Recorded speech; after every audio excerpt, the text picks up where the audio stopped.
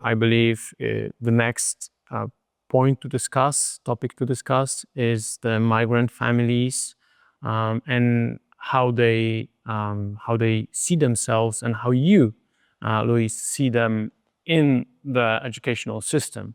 First of all, there's this assumption that adults can't easily learn languages. Is that true?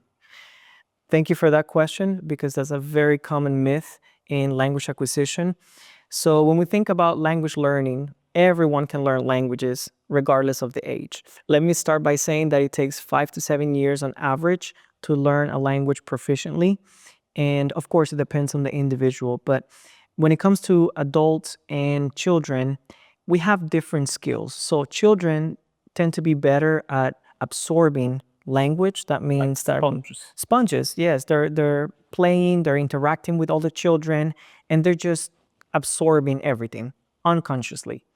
Adults, we're very conscious of what we're doing, we're very conscious of how we're learning, so we know how we learn best. So we know our strategies, we're very conscious about what works for us. So on that level, adults tend to be more proactive when it comes to language learning. What stops them from learning language then, if it's not just the academic point?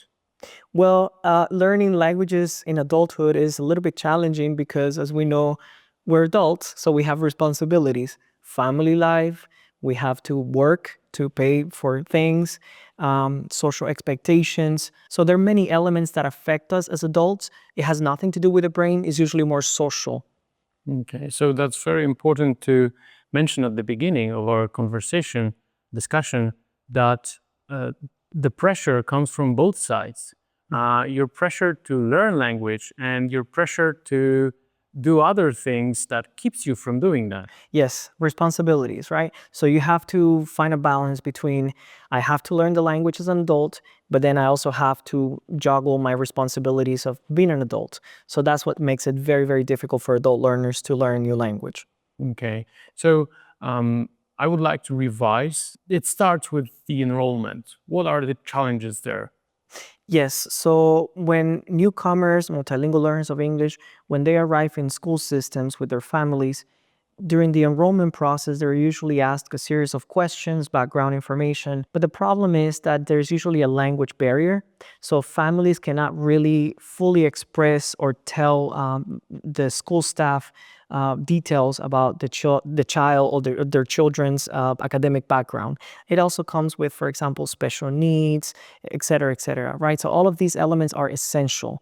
And because of the language barrier, sometimes we do not receive that information from parents. One of the most important role for the US schools is to connect their previous educational experience and knowledge with what's happening right now, with the present situation. So I assume that needs to be researched, and it's impossible with the language barrier. Yes, language barrier does make it very difficult. And sometimes what happens is that sometimes teachers of MLEs, for example, we receive and we welcome MLEs, but we have zero information about their background, their academic background, their needs as learners. So that makes it difficult for us to help them. Okay, so when it starts like that, I believe that parents may feel detached since the day one, because they don't know what's happening, same as their children. So may it lead to even a bigger issue in the future? Well, yes, that's the beginning, right? So enrollment, and they're already having some challenges with languages and linguistic barriers there. So definitely it contributes to them feeling detached, to them feeling helpless, even guilty that they cannot fully participate or help students. So that only continues to increase if there isn't an infrastructure or some resources in place to help parents connect with the school system, with teachers. And ends up with the lack of trust? It could be a lack of trust among parents, migrant families, and the school system. It could be also parents feeling extremely frustrated or guilty about the fact that they cannot participate or help their child. It might be some miscommunication or misinterpretation of parental perhaps not being present, parental detachment from the school system because of the language barrier. So there are many challenges that come with it, for sure. Can this situation affect the process of acculturation? Yes, and this is important to point out and highlight that parents, just as MLEs, they are part of the educational system. So once we enroll and welcome multilingual learners of English, parents are part of that learning process as well, right? So it's part of education, and we have to take care of them as much as we take care of our MLEs. We cannot fully help parents integrate into and support students into this new academic culture if they don't know what's happening. So we have to provide them with support, with knowledge, with information. If they don't have that, they cannot participate. You mentioned getting the information as essential. So what may happen if families don't get the information from school? Well, you cannot really prepare or support your student if you're not informed. So misinformation or not having information, that definitely, again, pushes you away. It detaches you. It makes you feel disconnected from what's happening in school.